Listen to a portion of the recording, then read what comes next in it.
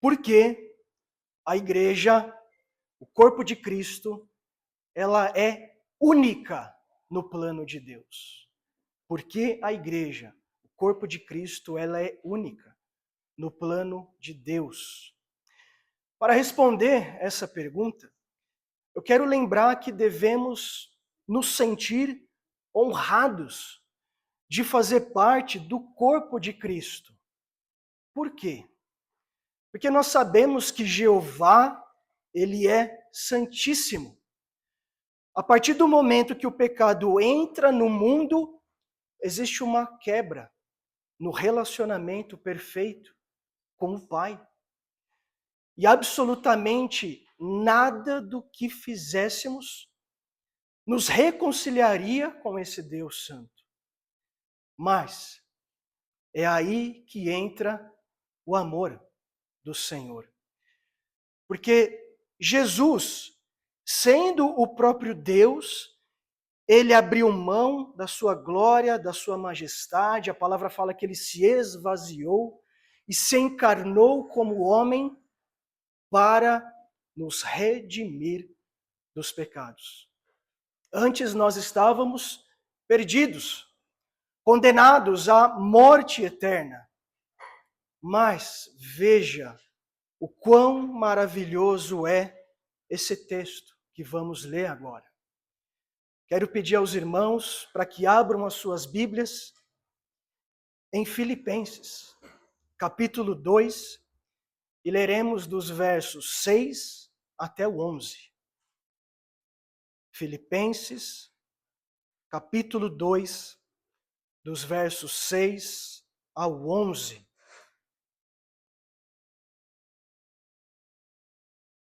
Quão maravilhoso, quão lindo é esse texto. E eu oro para que o Espírito Santo nos impacte com essa palavra. E diz assim o texto, está falando de Jesus.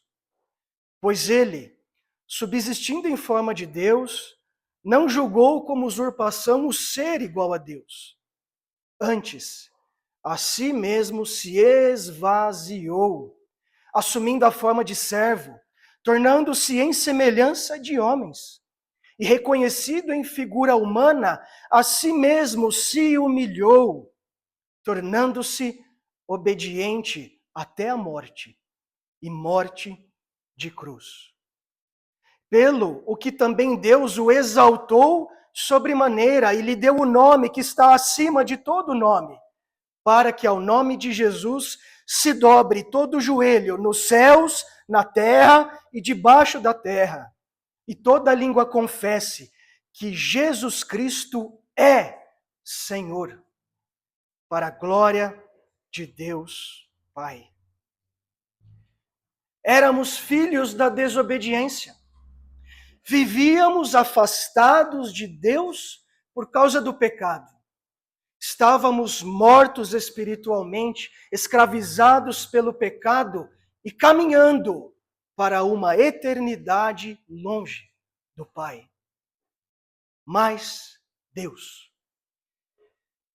nos amou de uma maneira tão inexplicável que Ele enviou o seu único Filho, para que todo aquele que nele crê não pereça, mas tenha vida eterna.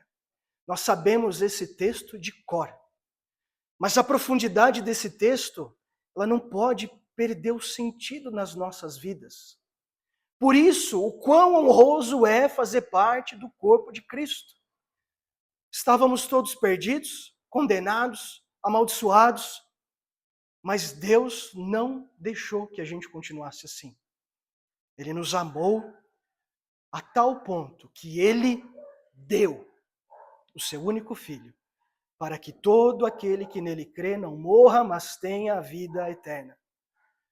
Nós temos um Deus que é misericordioso e ao mesmo tempo gracioso. O Senhor é misericordioso porque Ele não nos dá aquilo que a gente merece. O que a gente merece? A gente merece a morte eterna. A gente merece a condenação. A gente merece a dor, o sofrimento, a solidão. A gente merece tudo isso.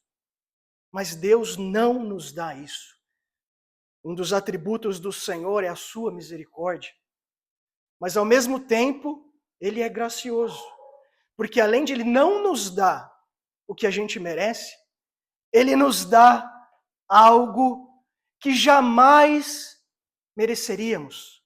Algo tão valioso que, se não fosse de graça, ninguém teria acesso, que é a vida eterna na sua presença. Então, irmãos, hoje, que a gente não seja apenas uma eclésia. Nós precisamos ser mais, nós precisamos representar mais do que um simples ajuntamento de pessoas. Verdadeiramente precisamos fazer parte do propósito vivo e santo de Deus. E compreender isso deve produzir em nós uma mudança radical na nossa vida, na forma como vivemos, na maneira que servimos ao Senhor, no modo como nos vemos diante dele. Esse conhecimento deve produzir em nós uma mudança. Porque o propósito vivo e santo de Deus, que fazemos parte, eu creio na salvação dos irmãos pela fé. Por isso que nós fazemos parte desse plano vivo e santo do Senhor. Mas a finalidade desse plano é para que, através de nós, cheios do Espírito Santo, lembra que Paulo nos exorta a não nos embriagarmos com vinho, onde há dissolução, mas devemos buscar nos enchermos do Espírito Santo. E uma vez cheios do Espírito Santo, a mensagem que nos deu vida, através de nós, hoje nós alcançaremos pessoas que infelizmente estão na mesma condição que um dia nós estávamos. Eu acho lindo o relato da mulher samaritana. Uma mulher que vivia uma vida toda errada. Uma mulher que era julgada e desprezada por pessoas. Mas a partir do momento que Jesus entra na vida dela, essa mulher verdadeiramente tem a sua vida mudada, transformada. Quando Cristo oferece para ela a água da vida eterna, e essa mulher toma dessa água, nela se torna uma fonte de águas a jorrar para a vida eterna. Qual é o resultado? Essa mulher larga o cântaro e corre, e ganha grandes pessoas de uma cidade. Uma multidão de uma cidade é ganha para Cristo por causa do que o Senhor fez na vida dela. Tirou ela da morte e colocou ela no reino da maravilhosa graça do Senhor.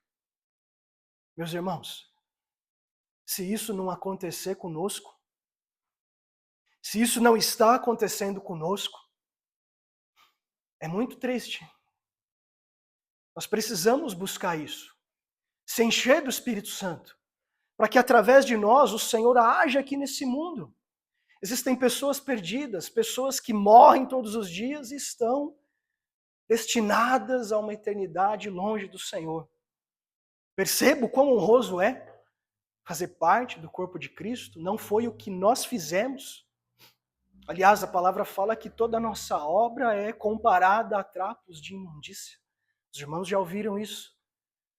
Honroso é fazer parte do corpo de Cristo, porque Ele nos amou de uma maneira inexplicável, que deu o seu único Filho, para que todo aquele que nele crê não pereça, mas tenha vida eterna. Vamos ler Romanos capítulo 8, versículo 1. Diz assim o texto: o que acontece quando uma pessoa é alcançada pela mensagem do Evangelho da salvação?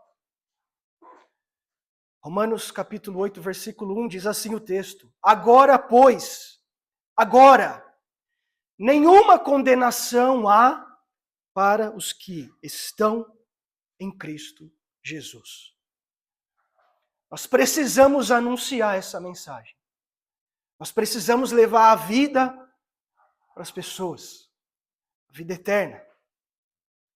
E eu orei em casa, para que essa aula de EBD não seja um conteúdo chato, teológico, mas que o que eu falar aos irmãos não entre por um ouvido e saia pelo outro. Mas que essa palavra, foi a oração que eu fiz no início, que esse ensino entre aqui, gente, no coração, na mente, precisa produzir uma mudança. Essa é a minha oração. Que esse conhecimento não seja algo teórico, algo teológico, um estudo apenas, mas que, de fato, essas informações, esse conhecimento mude a nossa vida. Tem muitas pessoas que precisam de Jesus, e é por isso que Jesus nos chamou. Se não, a partir do momento que a gente entregou a nossa vida para Jesus, a gente morreria. Qual é o sentido de estar aqui? Eu aceitei Cristo. Se esse fosse o único propósito de Deus, a partir do momento que você se converte, você morre. Mas se você está aqui, se nós estamos aqui, é porque tem pessoas que precisam ser alcançadas a Cristo. Que o Senhor quebrante o nosso coração para alcançarmos essas pessoas e acrescentar muitos irmãos no corpo de Cristo. Não no ajuntamento, não na eclésia, mas no corpo de Cristo. Então vamos entender que a igreja, ela é única no plano de Deus. Além de tudo isso que ouvimos, nós, lendo a Bíblia, conseguimos observar, prestar atenção que, ao longo da história, desde a criação, Deus é um Deus relacionável. Ele não é um Deus de suborno, de barganha. O nosso Deus se relaciona e se relacionou com várias pessoas e povos. Exemplo, no Éden. No Éden, Deus se relacionou com Adão e Eva. Com Noé, Deus se relacionou com Noé através de obediência e confiança. Deus dá uma ordem, Noé confia em Deus e obedece. Com Abraão, vemos um relacionamento baseado na fé. Quando Deus manda Abraão sair da terra, da parentela e ir para uma terra que ele ia mostrar, ele não ficou questionando. Vemos um relacionamento baseado na fé. Jacó, vemos um relacionamento de transformação. Jacó era trapaceiro. Jacó era enganador. Mas o seu caráter, ele foi completamente renovado. Com Israel, com o povo de Israel, vemos um relacionamento de Deus com uma nação que ele separou para si, estabeleceu com ela leis e alianças. Mas nós vemos Deus se relacionando com outros povos, com outras pessoas. Exemplo, Nínive. O Senhor Deus se relaciona com Nínive nesse exemplo, enviando o profeta Jonas. O profeta não queria pregar o arrependimento, mas Deus o envia para que o povo, aquele povo pagão, ímpio, perverso, se arrependesse dos seus pecados. Esse texto demonstra que Deus tem a intenção de salvar todas as pessoas. Mas sabemos que somente aquelas que creem recebem essa salvação. Mas a intenção de Deus é salvar, inclusive, povos estrangeiros aqui. Também vemos um relacionamento de Deus com o rei ímpio, Nabucodonosor, rei da Babilônia. Vemos um relacionamento entre Deus e Naamã, general sírio que é curado de sua lepra. Irmãos, e se eu fosse continuar, vai longe. Eu ficaria horas e horas e horas falando desse Deus pessoal, relacionável. Mas de todos os relacionamentos que eu dei como exemplo, nenhum se compara ao relacionamento do Senhor com a igreja, o corpo de Cristo. É diferente esse relacionamento.